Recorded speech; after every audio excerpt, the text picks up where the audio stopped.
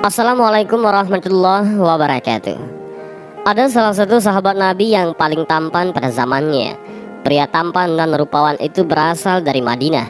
Nama lengkapnya adalah Diyah bin Khalifah bin Farwah Al-Kalbi Al-Qadai. Namun penduduk Madinah lebih mengenalnya dengan nama Diyah Al-Kalbi. Diyah Al-Kalbi memiliki fisik sempurna dan penampilan menawan yang membuatnya populer dan terkenal. Kala ia muncul di keramaian, selalu mencuri perhatian. Tiap melewati jalanan Madinah, para gadis tiba-tiba keluar rumah sambil mencuri-curi pandang. Menurut penuturan ahli sirah, Nabi Muhammad SAW adalah pria paling tampan dari Mekah. Sedangkan Diyah Al-Kalbi merupakan penduduk Madinah dan sahabat Nabi yang paling tampan. Saat kedua insan itu sedang bersama-sama, para sahabat seakan melihat dua simbol keindahan dari golongan Muhajirin dan Ansar menyatu. Siapa yang mengira di pelosok gurun pasir yang panas terdapat unsur-unsur keindahan yang patut dikagumi. Kendati demikian, Diyah Al-Kalbi sadar bahwa nilai seorang muslim bukan pada penampilan fisiknya, melainkan hati dan takwa. Tanpa hal itu, manusia tidak bernilai di hadapan Rabb-nya. Inilah standar kualitas muslim yang sebenarnya, mengukur seseorang bukan dari apa yang ia lakukan. Oleh karenanya, Diyah Al-Kalbi berusaha meraih kesempurnaan amal setelah memiliki kesempurnaan fisik. Diyah Al-Kalbi masuk Islam pada tahun pertama Rasulullah SAW hijrah ke Madinah. Ahli sejarah menulis bahwa ia telah bersyahadat sebelum peristiwa Perang Badar tahun 2 Hijriah. Hanya saja, ia tidak ikut dalam perang tersebut dan baru terjun pada Perang Uhud.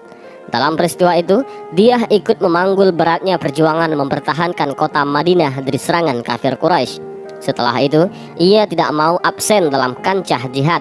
Bahkan setelah Rasulullah SAW wafat, buktinya ia ikut serta dalam perang Yarmuk yang terjadi pada era pemerintahan Khalifah Umar bin Khattab.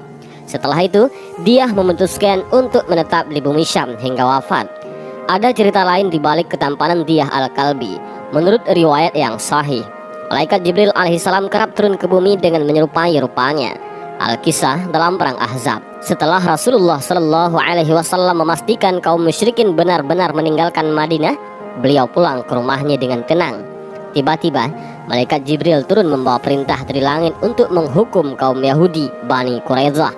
Sayyidah Aisyah bertanya, "Ya Rasulullah, siapakah yang berbicara dengan Anda tadi? Kamu bisa melihatnya?" Nabi balik bertanya, "Iya," jawab Sayyidah Aisyah. "Mirip siapakah orang yang kamu lihat tadi?" tanya Rasulullah kembali. Sayyidah Aisyah menjawab, "Ia mirip Diyah Al-Kalbi." Rasulullah SAW lalu menjelaskan siapa sebenarnya sang tamu. Ia adalah Jibril yang turun membawa perintah agar aku segera berangkat ke perkampungan Bani Quraidah. Salah satu misi penting yang pernah diemban Diyah ialah menyampaikan surat Nabi kepada Raja Heraklius, yaitu Kaisar Bizantium. Di penghujung tahun 6 Hijriah, Rasulullah SAW mengirimkan surat kepada raja-raja di Jazirah Arab dan sekitarnya guna mengajak mereka masuk Islam. Nabi memilih sahabat tertentu sebagai duta yang akan menyampaikan pesan-pesan tersebut. Misalnya, Adi bin Hatim ditugaskan membawa surat ke Muqawqis, Raja Mesir, karena ia pernah memeluk agama Nasrani. Muqawqis tak hanya raja bagi bangsa Koptik, ia turut menjadi pemuka agama Kristen bagi mereka.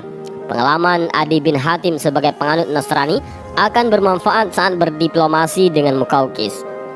Untuk menyampaikan surat kepada Kisra, Rasulullah memilih Abdullah bin Khuzafah As-Sahmi.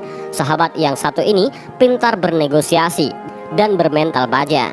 Nabi memilihnya untuk meredam kesombongan Imperium Persia yang berumur ribuan tahun. Sedangkan Diyah Al-Kalbi mendapat mandat menemui Heraklius karena ia cerdas dan tampan. Bangsa Romawi terkenal sebagai bangsa pemuja keindahan. Hal itu bisa dilihat dari karya seni dan arsitektur bangunan Romawi yang artistik. Secara tersirat, Rasulullah ingin menunjukkan bahwa orang Islam juga indah, tidak brutal dan mengesankan. Diyah Al-Kalbi itulah salah satu karunia Allah kepada hambanya. Ketampanan Diyah Al-Kalbi hingga malaikat pun menyerupainya. Adapun hikmah lain yang dapat kita ambil dari kisah ini, bahwasanya nilai seorang muslim bukan pada penampilan fisiknya, melainkan hati dan takwa. Jika manusia memiliki rupa yang tampan, namun tidak berusaha memperbaiki hati dan tidak bertakwa, maka manusia itu tidak bernilai di hadapan Tuhannya.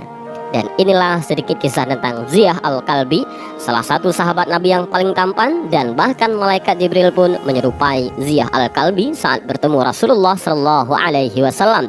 Mudah-mudahan kisah ini bermanfaat. Allahu a'lam bishawab. Assalamualaikum warahmatullahi wabarakatuh.